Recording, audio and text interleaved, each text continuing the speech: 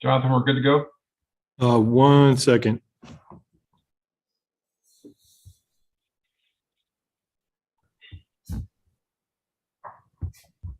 Okay, we're good. Great, thank you very much. Okay, it is August 8th, and I would like to call a special meeting of the Altadena Library District Board of Trustees meeting to order.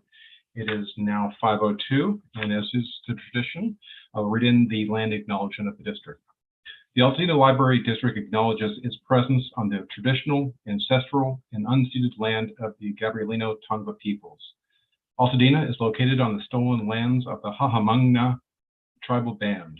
The traditional territory of the Gabrielino Tongva is referred to as Tovangar, which includes the areas currently known as Los Angeles County, Riverside County, West San Bernardino County, parts of Orange County, as well as 4 southern Channel Islands. Entities as the U.S. government and non-native settlers have subjected the Gabrielino Tongva peoples to historic and continuing injustices, including genocide, forced displacement, and cultural and linguistic erasure.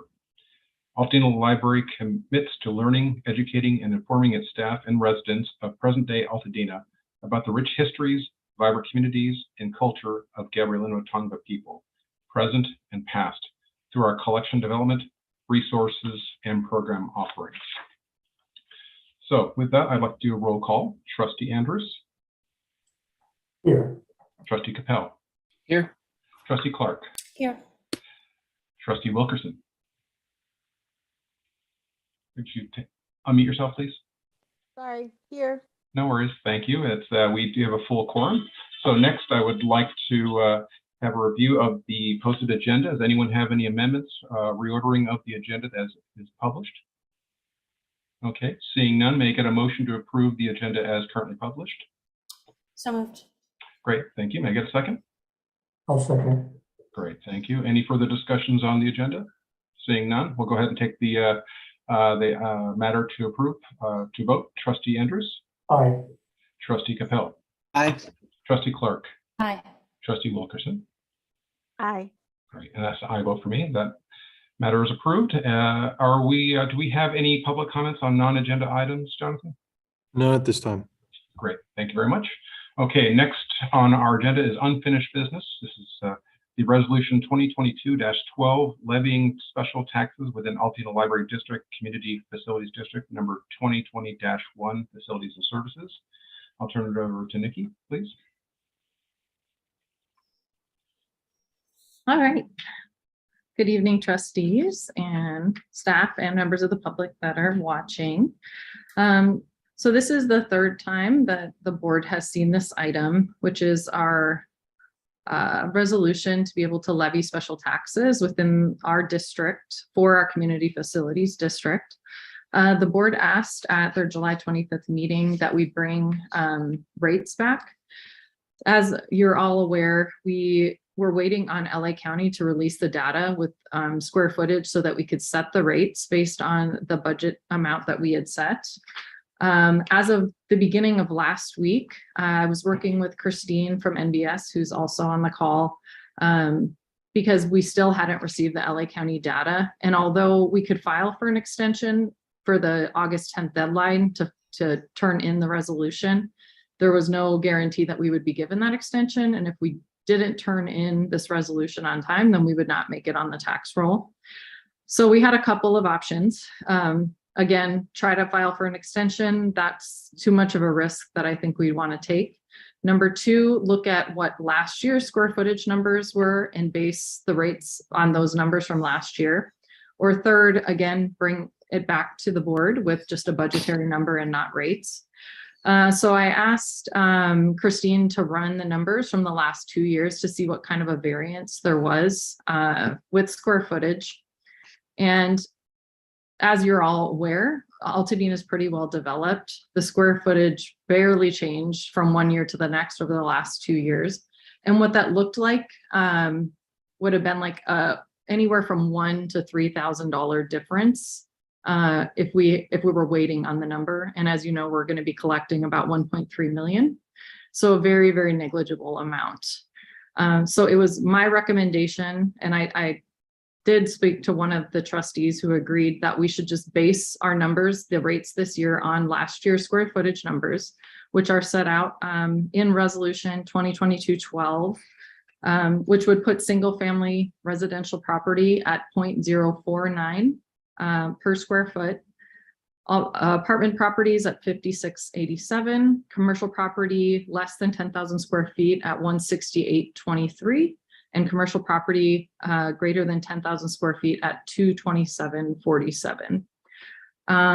Happy to answer any other questions, but it's going to be my recommendation that probably moving forward, we continue to use the last year's numbers so that we're not putting staff and the board in this time crunch every single year, so that we could then bring at the same time that we bring the recommended rates for Measure A. At least we'll be doing that for the next couple of years as well. So again, happy to answer any questions. And I do have Christine here too, who can explain more if need be. Great. Thank you for that, Nikki. Colleagues, any questions or comments for Nikki and or Kristen? Katie? Yeah, thank you so much for this. And spoiler alert, that was me. And I think, you know, in my role as like chair of the budget committee, I think one big goal is to figure out how we can project our revenue accurately ahead of time. And I agree that trying to do all of this at the last minute every year is a pretty goofy system. And given that the variance is so small, I'm not concerned about our ability to, you know, absorb that either way. My only question is this, and it occurred to me this morning reading through the materials again. Let's say that for whatever reason, we have a shortfall, right? Like we collect, I don't know, 1.3 and change, and we needed to collect 1.3 and slightly more change. Can we roll that deficit into the following year's collection? Do you know what I mean? Like, can we pick it up the next year, or do we just eat that out of reserves and too bad for us? Because I guess we can set the rate at whatever we want, right? Up to the maximum. So is there any kind of restriction on our ability to do that as long as it remains below that ceiling? Christine, are you able to answer that? Or Sarah? Oh, I didn't see you, Sarah. Hi, Sarah. Hello. Thank you so much for your patience with all of this. I think, you know, not having that LA County data, we actually did just receive it today. So great timing on that. With respect to how you are budgeting in the future, we have to look at the rate and method of apportionment that was established when the CFD was formed, and look at the definition of the special tax requirement. And that will guide in terms of what can be included as you're setting that budget. So obviously you're going to include things like your debt service on your bonds, right? Your amount for authorized services, your administrative expenses, but it also allows you to include additional items such as any amount required to establish or replenish reserve funds in connection with any bonds. So if there's, you know, a reserve fund shortfall, you can fund it there in that next year's annual levy. Amount required to establish or replenish any operating reserve held by the district related to the authorized services. So if the shortfall were to affect any type of reserve or funding for your services, you could pick it up there. So you can also include an amount equal to reasonably anticipated special tax delinquencies. So if the reason you have a shortfall is a shortfall in payments that from property owners, you can actually add that as well. So it's pretty flexible in terms of being able to add on additional amounts, you know, per budget if there were to be something else or a shortfall in some of those areas. Okay, that seems super reasonable to me. And so presumably we'll know, you know, like we'll vote on this tonight, of course, so that we meet that August 10th deadline. But then presumably based on the property data that you all have just received today, we could take that to either the budget committee or the CFD committee or both and look at what the delta actually is between last year's numbers and this year's numbers, which I feel like would be very instructive as well. So we have a third data point in that line. Yeah, absolutely. So Okay. yeah, Okay. good. Yeah, just need a few weeks, I think, to Yeah, actually no, get through and just process do it the in data 10 now minutes. that we have it. Yay, but we For have sure. it. So Which is great. Okay, that's all my questions. Thank you. colleagues, any other questions?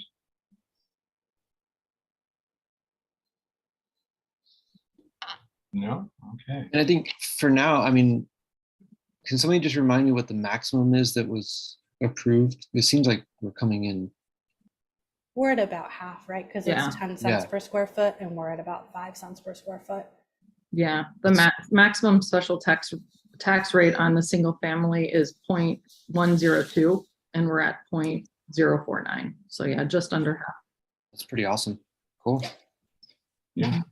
And it's very similar to what we projected for homeowners when we sent out that postcard, which is exactly right.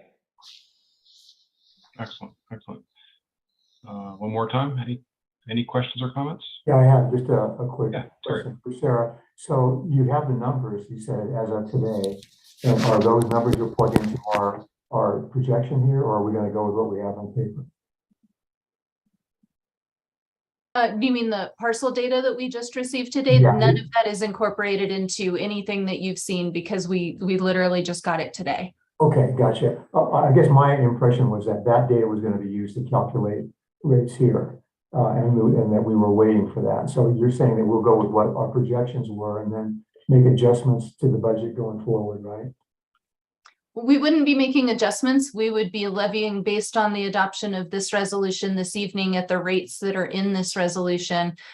We would be doing an analysis of the actual data that we received today to determine what the differences are between basically last year's secured roll data, which is what was used for this, and this year's secured roll data to see how impactful that is to the total calculation overall because of changes to your square footage or parcel counts. Okay, got it. Thank you.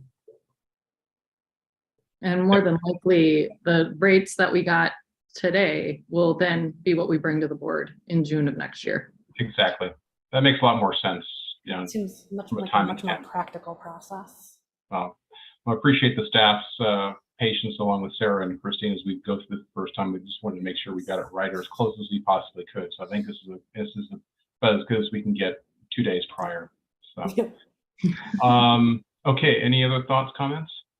Okay, seeing none, may I get a motion to approve Resolution 2022-12, levying special taxes within Altoona Library District Community Facilities District number 2020-1.